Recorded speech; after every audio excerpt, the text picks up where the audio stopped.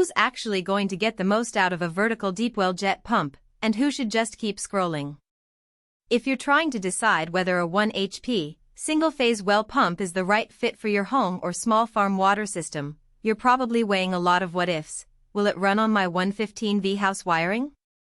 Will it handle the depth of my well without constantly tripping?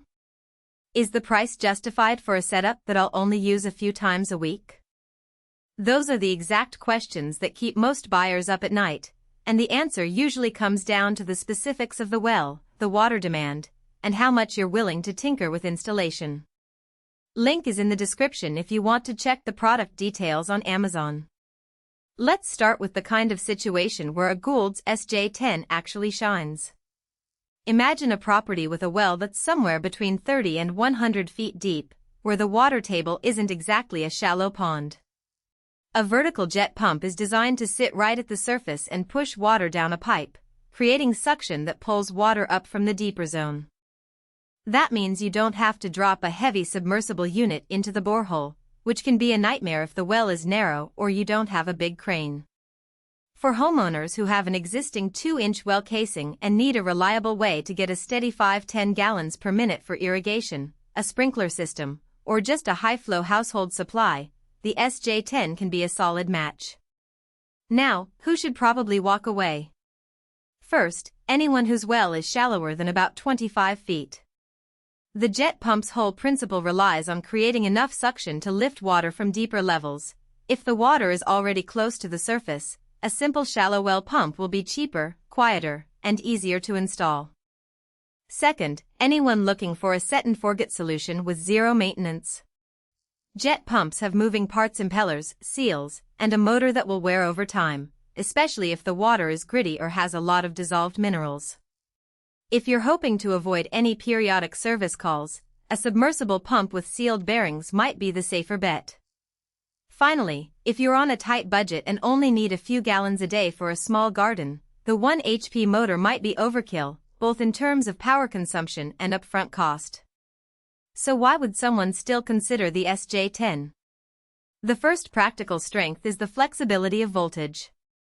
It's rated for both 115V and 230V, which means you can run it on a standard household circuit in most US homes, or hook it up to a higher voltage line if you have a dedicated pump panel. That eliminates the need for a costly transformer upgrade in many cases. The second strength is the multi-stage design. Because the pump uses a series of impellers, it can achieve higher pressures than a single-stage jet pump of the same horsepower. In real-world terms, that translates to being able to push water up to a higher elevation or through longer pipe runs without losing flow, something a lot of DIYers discover only after they've already installed a weaker pump and ended up with a weak stream at the tap.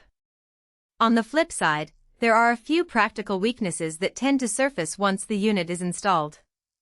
The first is noise. A 1 HP single-phase motor isn't exactly whisper quiet.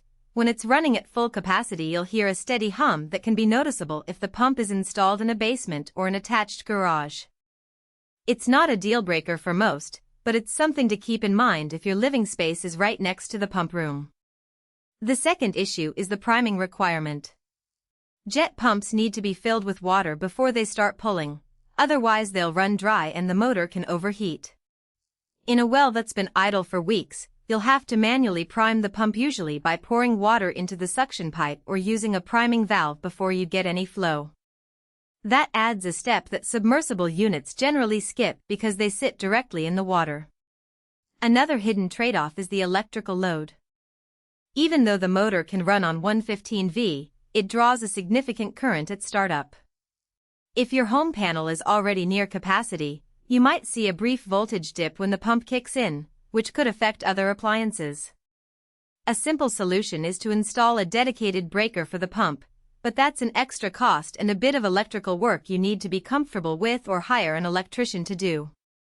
In practice, many reviewers who have installed the SJ10 report that once the dedicated circuit is set up, the pump runs smoothly, but the initial setup can catch first-time installers off guard.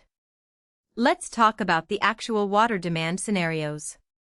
If you're feeding a drip irrigation system that runs a few hours a day, The SJ10's 1 HP rating is more than enough to maintain a consistent pressure, even if you have several zones. I've seen a small